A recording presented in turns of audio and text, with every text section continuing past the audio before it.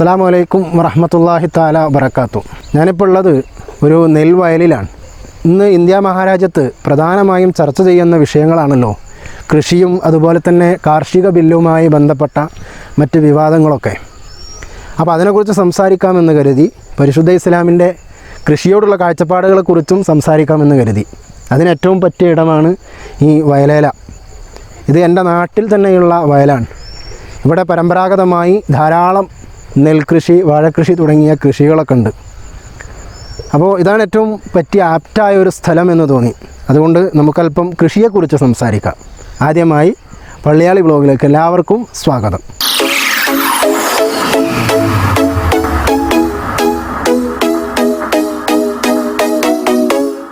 എന്താണ് ഏറ്റവും പുതിയ കാർഷിക ബില്ലുകളുമായി ബന്ധപ്പെട്ട വിവാദം? ഇതറിയുന്നതിന് മുമ്പ് ഇന്ന് നിലവിൽ നമ്മുടെ രാജ്യത്തുള്ള സിസ്റ്റത്തിനെ കുറിച്ച് നമ്മൾ അറിയണം. കർഷകരുമായി ബന്ധപ്പെട്ട സിസ്റ്റം എന്താണ്? APMC എന്ന് പറയും. എന്താണ് APMC? Agricultural produce market committee. എന്താണ് അതിൻ്റെ ആവശ്യകത എന്നല്ലേ? അതായത് കർഷകർക്ക് അവരുൽപ്പാദിപ്പിക്കുന്ന വിളകൾ വിൽക്കാൻ കൃത്യമായി എല്ലാ സംസ്ഥാനങ്ങളിലും സർക്കാരിൻ്റെ നിയന്ത്രണത്തിലുള്ള ഒരു മാർക്കറ്റ്, ഒരു ചന്തയുണ്ടാകും. അവിടെയാണ് ഇടനിലക്കാരൻ വഴി കർഷകർ അവരുടെ ഉൽപ്പന്നങ്ങൾ വിറ്റുകൊണ്ടിരുന്നത്. അത് കർഷകർക്ക് വളരെ ഗുണകരമായൊരു സിസ്റ്റമാണ്. കാരണം അവിടെ സർക്കാരിൻ്റെ നിയന്ത്രണങ്ങൾ ഉണ്ടാവും.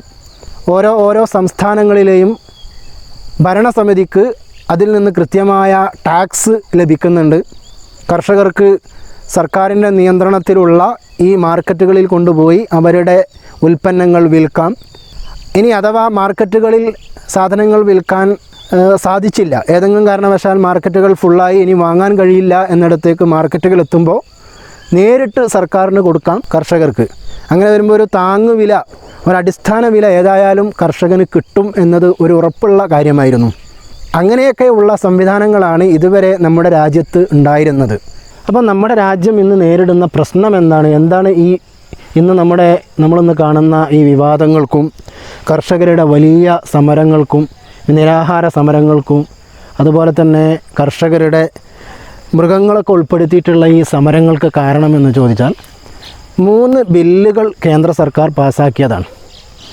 ഇതുവരെ ഉണ്ടായിരുന്ന സിസ്റ്റം മാറ്റിക്കൊണ്ട് ഒരു 3 ബില്ലുകൾ കൊണ്ടുവരികയാണ്. അതിൽ ഒന്നാമത്തെ ബില്ല് നമുക്ക് പരിശോധിക്കാം. ഒന്നാമത്തെ ബില്ല് കാർഷികോൽപ്പന്ന വ്യാപാര വാണിജ്യ ബിൽ എന്ന് പറയുന്ന ഒരു ബില്ലാണ്. അതിലൂടെ കർഷകർക്കുണ്ടാകുന്ന ഒരു പ്രശ്നമാണ് നമ്മൾ മനസ്സിലാക്കേണ്ടത്. നമ്മൾ പറഞ്ഞു ഇതുവരെ ഇന്ത്യയിൽ ഉണ്ടായിരുന്നത് APMC ചന്തകളിൽ കൊണ്ടുപോയി വിൽക്കുന്ന ഒരു സിസ്റ്റമാണ്. പക്ഷേ ഇനി കേന്ദ്ര സർക്കാർ പറയുന്നത് ഇന്ത്യ എന്ന് പറയുന്നത് 1 നാഷൻ 1 മാർക്കറ്റ് എന്നതാണ്. ഒരു രാജ്യം ഒരു മാർക്കറ്റ്. അതായത് കർഷകർക്ക് അന്യ സംസ്ഥാനങ്ങളിലേക്കും മറ്റുള്ള ജില്ലകളിലേക്കൊക്കെ കൊണ്ടുപോയി എവിടെ കൊണ്ടുപോയും അവരുടെ ഉൽപ്പന്നങ്ങൾ വിൽക്കാം. ഇത് കേൾക്കുമ്പോൾ ഒരുപക്ഷെ നമുക്ക് തോന്നും ഇത് കർഷകർക്ക് ഉപകാരപ്പെടുന്ന ഒരു ബില്ലല്ലേ, ഇതിനെന്തിനാണ് എതിർക്കണമെന്ന്, എവിടെയും കൊണ്ടുപോയി വിൽക്കാലോ.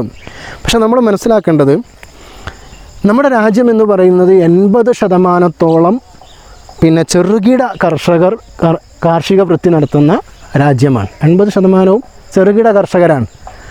അപ്പോൾ അവരെ സംബന്ധിച്ചിടത്തോളം അവരുടെ വിളകൾ അന്യ സംസ്ഥാനങ്ങളിലേക്ക് വണ്ടികളൊക്കെ വിളിച്ച് അവർക്കുണ്ടാകുന്ന സാമ്പത്തിക നഷ്ടം, അതോടൊപ്പം എവിടെയും കാർഷിക വിളകൾ വിൽക്കാമെന്ന് പറയപ്പെടുമ്പോൾ നമ്മുടെ കേരളം പോലെയുള്ള സംസ്ഥാനങ്ങളിലൊക്കെ നമുക്കറിയാം അധികവും ചെറുകിട കർഷകരാണ്. അതല്ല ഉത്തരേന്ത്യയിലൊക്കെ ഉള്ള ആളുകളൊക്കെ ആണെങ്കിൽ പാവപ്പെട്ട മൊബൈലോ അല്ലെങ്കിൽ അടിസ്ഥാന വിദ്യാഭ്യാസം പോലുമോ ഇല്ലാത്ത പാവപ്പെട്ട ജനങ്ങളൊക്കെയാണ് കൃഷി ചെയ്യുന്നത്. അവരെ സംബന്ധിച്ചിടത്തോളം അവർക്ക് ഓൺലൈൻ കൃഷി നടത്താൻ കഴിയില്ല. അവർക്ക് ഒരുപാട് യാത്ര ചെയ്തു പോയാൽ ഒരുപാട് സാമ്പത്തിക നഷ്ടം ഉണ്ടാവും. അങ്ങനെയൊക്കെയുള്ള പ്രശ്നങ്ങളുണ്ട്. ആ സമയത്ത് എന്ത് ചെയ്യും? നമ്മുടെ നാട്ടിലേക്ക്, നമ്മുടെ കേരളത്തിലേക്ക് വൻകിട രീതിയിൽ അന്യ സംസ്ഥാനക്കാർ, കോർപ്പറേറ്റുകളൊക്കെ ഒരുപാട് അഗ്രികൾച്ചറൽ ഇൻഡസ്ട്രീസ് ആരംഭിച്ചിരിക്കുന്ന ഒരു സമയമാണ്. നമുക്കറിയാം നമ്മുടെ കുട്ടികളൊക്കെ കഴിച്ചുകൊണ്ടിരിക്കുന്ന പൊട്ടറ്റോ പൊരിച്ചു കൊണ്ടുവരുന്ന ലെയ്സ് അതുപോലെയുള്ള പാക്കറ്റുകളൊക്കെ വൻതോതിൽ ഇന്ത്യയിൽ വിൽക്കപ്പെടുന്ന ഒരു സ്ഥിതിയിലാണ് ഇപ്പോൾ നമ്മളുള്ളത്. അപ്പോൾ അത്തരത്തിൽ വൻകിട പാർട്ടികൾ, കോർപ്പറേറ്റുകൾ അവർ ഈ കർഷകരുമായി സമീപിച്ച്, ഈ വലിയ വൻകിട കർഷകരുമായി സമീപിച്ച് കാർഷികോൽപ്പന്നങ്ങൾ സ്വീകരിക്കുമ്പോൾ ഇത് ചെറുകിട കർഷകർക്ക് വലിയൊരു ഭീഷണി സൃഷ്ടിക്കും. ഒന്നാമത്തെ പ്രശ്നം അതാണ്. രണ്ടാമത്തെ ബില്ലെന്ന് പറയുന്നത് കർഷക ശാക്തീകരണ സംരക്ഷണ ബിൽ എന്നാണ് പറയുക. അതായത് നമ്മൾ ആദ്യം പറഞ്ഞു, കർഷകർ തങ്ങളുടെ ഉൽപ്പന്നങ്ങൾ വിറ്റുകൊണ്ടിരുന്നത് ഇടനിലക്കാർ വഴി, അഥവാ സർക്കാരിൻ്റെ ലൈസൻസ് ഉള്ള ഇടനിലക്കാർ വഴി നേരിട്ട് സർക്കാരിൻ്റെ കാർഷിക ചന്തകളിലേക്കാണ്. എന്നാൽ ഈ ബില്ല് വന്നാൽ സംഭവിക്കാൻ പോകുന്നത് 5 വർഷം വരെ ഒരു ധാരണയുണ്ടാക്കി ഈ ഉൽപ്പന്നങ്ങൾ ഉൽപ്പാദിപ്പിക്കുന്ന ആളുകൾക്ക്, ഭക്ഷ്യവസ്തുക്കളോ മറ്റോ ഈ കാർഷിക ഉൽപ്പന്നങ്ങൾ കൊണ്ട് നിർമ്മിക്കുന്ന മാനുഫാക്ചറേഴ്സ് ആയിട്ടുള്ള ഫാക്ടറികൾക്കും വൻകിടക്കാർക്കുമൊക്കെ കർഷകരിൽ നിന്ന് നേരിട്ട് ചരക്കുകൾ സ്വീകരിക്കാം എന്നതാണ്. അവരുടെ ഉൽപ്പന്നങ്ങൾ നേരിട്ട് വാങ്ങാം. ഇതും നമ്മൾ പ്രാഥമിക ദൃഷ്ട്യാ നമ്മൾ ആലോചിക്കുമ്പോൾ ഇതും കർഷകർക്ക് ഗുണകരമല്ലേ എന്ന് ചിന്തിക്കാം. പക്ഷേ ഇതിൻ്റെ വലിയൊരു അപകടം എന്ന് പറയുന്നത്, ഞാൻ നേരത്തെ പറഞ്ഞതുപോലെ ചെറുകിട കർഷകരെ കോർപ്പറേറ്റുകൾ ചൂഷണം ചെയ്യാനുള്ള സാധ്യത വളരെ അധികമാണ്. കാരണം എന്താണ്? പാവപ്പെട്ട കർഷകർ അവർക്ക് ഈ കോർപ്പറേറ്റുകൾക്ക് കൊടുക്കലല്ലാതെ വേറെ നിവൃത്തി ഉണ്ടാവില്ല. അങ്ങനെ വന്നു കഴിഞ്ഞാൽ അവർ വില കുറച്ച് അവരിൽ നിന്ന് സാധനങ്ങൾ വാങ്ങിക്കാനുള്ള സാധ്യതയുണ്ട്, അവർ വഞ്ചിക്കപ്പെടാനുള്ള സാധ്യതയുണ്ട്. അതാണ് ഇതിൻ്റെ ഏറ്റവും വലിയ ഒരു പ്രശ്നം എന്ന് പറയുന്നത്. മൂന്നാമത്തെ ബില്ല് അവശ്യവസ്തു ഭേദഗതി ബില്ലാണ്. അതായത് അവശ്യവസ്തുക്കളുടെ ശേഖരണം, ചില കാർഷികോൽപ്പന്നങ്ങളെ സർക്കാർ നിയന്ത്രണത്തിൽ നിന്ന് പരിമിതപ്പെടുത്തുകയാണ്. എന്ന് പറഞ്ഞാൽ എത്രത്തോളം നമുക്ക് ശേഖരിക്കാം എന്നതാണ് ചർച്ച. ഒരു കർഷകനിൽ നിന്ന് സംഭരണക്കാരന് അല്ലെങ്കിൽ അത് വാങ്ങുന്ന ആൾക്ക് എത്രത്തോളം വസ്തുക്കൾ ശേഖരിച്ചു വെക്കാം എന്നതിൽ ഒരു കൃത്യമായ നിയമം ഇതുവരെ ഇന്ത്യയിൽ ഉണ്ടായിരുന്നു. കൂടുതലാവാൻ പാടില്ല. എസെൻഷ്യൽ കമ്മോഡിറ്റീസ്, മരുന്ന് പോലെയുള്ള സംഗതികളൊക്കെ ഇതിൽ പെടും. ഇത്ര വരെ വെക്കാൻ പാടുള്ളൂ എന്നതിൽ സർക്കാരിൻ്റെ കൃത്യമായ ഇടപെടലും നിയന്ത്രണവും ഉണ്ടായിരുന്നു. ആ നിയന്ത്രണം പരിമിതപ്പെടുത്തുക. അങ്ങനെ വരുമ്പോൾ സംഭവിക്കുന്നത്, ഒരുപാട് കോർപ്പറേറ്റുകൾ ഒരുപാട് ഉൽപ്പന്നങ്ങൾ ഉൽപ്പാദിപ്പിച്ച് അത് കർഷകനിൽ നിന്ന് നേരിട്ട് സ്വീകരിച്ച് സംഭരിച്ചു വെക്കുന്നു. പിന്നീട് അത് എങ്ങനെയൊക്കെ ഈ സമൂഹത്തിലെ പാവപ്പെട്ടവർക്ക്, വാങ്ങുന്ന ആളുകൾക്ക് ഉപകാരപ്പെടുമെന്ന് നമുക്ക് പറയാൻ കഴിയില്ല. പിന്നെ ചെറുകിട കർഷകൻ്റെ സാധ്യത അതോടുകൂടി നഷ്ടപ്പെടുകയാണ്. അവൻ്റെ ഉൽപ്പന്നങ്ങൾ വിൽക്കാനുള്ള മാർക്കറ്റുകൾ ഇല്ലാതാവും. അത്തരത്തിലുള്ള അപകടങ്ങൾ പതിയിരിക്കുന്നത് കൊണ്ടാണ് ഈ ഒരു ബില്ലിനെയും നമ്മുടെ കർഷകരും നമ്മുടെ ചില സംസ്ഥാനങ്ങളും അതേപോലെ തന്നെ ഇടനിലക്കാരൊക്കെ എതിർത്തു വരുന്നത് എന്ന് നമുക്ക് കാണാൻ കഴിയുന്നുണ്ട്. ഈ അവസരത്തിൽ നമ്മൾ ആരുടെ കൂടെ നിൽക്കും എന്നതാണ് ഇനിയുള്ള ചർച്ച. ഏത് വിഭാഗത്തിൻ്റെ കൂടെ നിൽക്കാൻ കഴിയും, ആരുടെ കൂടെ നിൽക്കണം എന്നതൊരു വലിയ ചോദ്യമല്ലേ.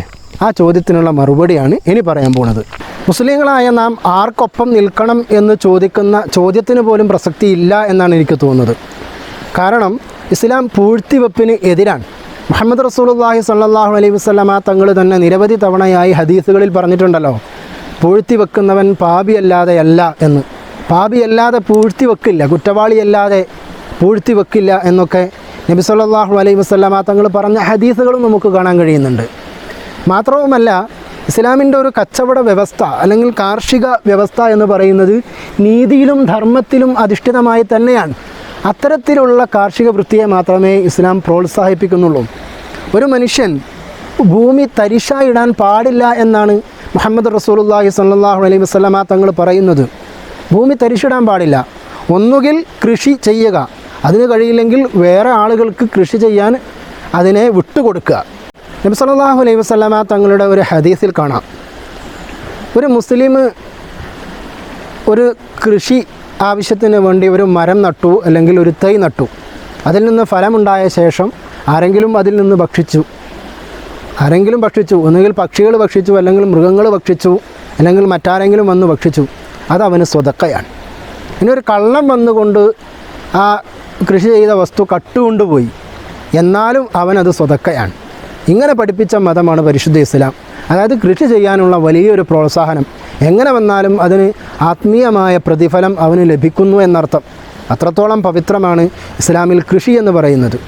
മുഹമ്മദ് റസൂലുള്ളാഹി സ്വല്ലല്ലാഹു അലൈഹി വസല്ലമ തങ്ങളുടെ ഈ വചനങ്ങൾക്കുമപ്പുറം മഹാന്മാരായ പ്രവാചകന്മാരുടെ ചരിത്രമൊക്കെ പരിശോധിക്കുമ്പോൾ നിരവധിയായ മാതൃകകൾ നമുക്ക് കാണാൻ കഴിയും. നൂഹ് നബി അലൈഹിസ്സലാം കപ്പൽ നങ്കൂരമിട്ട ശേഷം തൻ്റെ അനുയായികളോടൊപ്പം നേരെ പോയത് കാർഷിക വൃത്തി ചെയ്യാനായിരുന്നു. മഹാനായ യൂസുഫ് നബി അലൈഹിസ്സലാമിൻ്റെ ചരിത്രം ഞാൻ നിങ്ങൾക്ക് പറഞ്ഞു തന്നിട്ടുണ്ട്, മുമ്പൊരു വീഡിയോ ചെയ്തിട്ടുണ്ട്. കാണാത്ത ആളുകളുണ്ടെങ്കിൽ അത് ഡിസ്ക്രിപ്ഷനിൽ അതിൻ്റെ ലിങ്ക് കാണുക. അതിൽ നമ്മൾ യൂസുഫ് നബി അലൈഹി സ്വലാമിൻ്റെ ഭരണകാലത്തെക്കുറിച്ച് പറയുന്നുണ്ട്. 7 വർഷം അതിയായ ക്ഷാമം വന്ന സമയത്ത് മഹാനായ യൂസുഫ് നബി അലൈഹി സ്വലാമിൻ്റെ കൃത്യമായ ഇടപെടൽ, ഒരു ഭരണാധികാരിയുടെ നൈപുണ്യം, ആസൂത്രിതമായ നടപ്പാക്കലുകൾ മുഖേനയാണ് അവർക്ക് വലിയ ഒരു ദാരിദ്ര്യത്തിൽ നിന്ന് മോചിതരാകാൻ കഴിഞ്ഞത്. അത്തരത്തിൽ മഹാന്മാരായ പ്രവാചകന്മാർ, അവർ മാത്രമല്ല ഖലീഫമാർ, മഹാനായ ഉസ്മാൻ ബിൻ അഫ്ഫാൻ റളിയല്ലാഹു അൻഹു തൻ്റെ വാർദ്ധക്യകാലത്തിലും കൃഷി ചെയ്തുകൊണ്ടിരിക്കുകയാണ്. ആളുകൾ ചോദിക്കുന്നു, എന്തിനാണ് ഈ വാർദ്ധക്യ സമയത്തും അങ്ങിങ്ങനെ കൃഷി ചെയ്യുന്നത്? അതിനെക്കൊണ്ട് എന്തെങ്കിലും ഉപകാരമുണ്ടോ? ആ സമയത്ത് മഹാനായ ഉസ്മാൻ റളിയല്ലാഹു അൻഹു പറഞ്ഞത്, ഞാൻ നല്ല എന്തെങ്കിലുമൊക്കെ കാര്യം ചെയ്തുകൊണ്ടിരിക്കുമ്പോൾ മരണപ്പെടുക എന്ന് പറയുന്നത് ഞാൻ വളരെയധികം ഇഷ്ടപ്പെടുന്ന കാര്യമാണ് എന്ന്. നബി സല്ലല്ലാഹു അലൈഹി വസല്ലം പറയുന്നു, ഒരാൾ മരണാസന്നനായ സമയമാണ്, അവൻ്റെ കയ്യിൽ ഒരു കൊമ്പുണ്ട്, നടാൻ പറ്റിയ ഒരു മരത്തിൻ്റെ കൊമ്പ് അവൻ്റെ കൈവശമുണ്ടെങ്കിൽ ആ സമയത്തും അവനത് നട്ടുകൊള്ളട്ടെ എന്ന്. മരിച്ചു കഴിഞ്ഞാലും അതിൻ്റെ പ്രതിഫലം അവൻ്റെ ഖബറിലേക്ക് വരുമെന്നൊക്കെ പണ്ഡിതന്മാർ പറയുന്നുണ്ട്. കൃഷി ചെയ്യുന്ന ആളെ സംബന്ധിച്ചിടത്തോളം അവൻ ചെയ്യുന്നത് ഒരു വലിയ നന്മയാണ്. ആ നന്മ ഭക്ഷിക്കുന്നതിലൂടെ അത് ഭക്ഷിക്കുന്ന ആളുകൾ, അത് ഭക്ഷിക്കുന്ന പക്ഷികൾ, മൃഗങ്ങൾ, അപ്പോൾ അതിൻ്റെയൊക്കെ പ്രതിഫലം അവൻ്റെ ഖബറിലേക്കും എത്തപ്പെടുമെന്നാണ്. അതുകൊണ്ട് നമ്മൾ നിൽക്കേണ്ടത് പാവപ്പെട്ട കാർഷിക വൃത്തി ചെയ്യുന്ന കർഷകരോടൊപ്പമാണ്, പാവപ്പെട്ട തൊഴിലാളികളായ പണിക്കാരോടൊപ്പമാണ്. അതുമാത്രമല്ല, കോർപ്പറേറ്റുകളാൽ ചൂഷണം ചെയ്യപ്പെടുന്നവരുടെ പരാതികൾക്കും അവരുടെ പരിഭവങ്ങൾക്കുമൊപ്പമാണ്. ഈ സമരത്തിനോട് ഐക്യദാർഢ്യം പ്രഖ്യാപിച്ചുകൊണ്ട് ഈ വീഡിയോ ഞാനിവിടെ അവസാനിപ്പിക്കുന്നു. നമ്മുടെ വീഡിയോ ആദ്യമായി കാണുന്നവർ ദയവായി സബ്സ്ക്രൈബ് ചെയ്യേണ്ടതാണ്. നിങ്ങളുടെ വിലപ്പെട്ട അഭിപ്രായങ്ങൾ കമൻറ്റ് ബോക്സിൽ അറിയിക്കുക, ലൈക്ക് ചെയ്യുക, ഷെയർ ചെയ്യുക. എല്ലാവർക്കും വേണ്ടി നന്മകൾ നേർന്നുകൊണ്ട് അസ്സലാമു അലൈക്കും വറഹ്മത്തുള്ളാഹി തആല വബറകാതുഹു.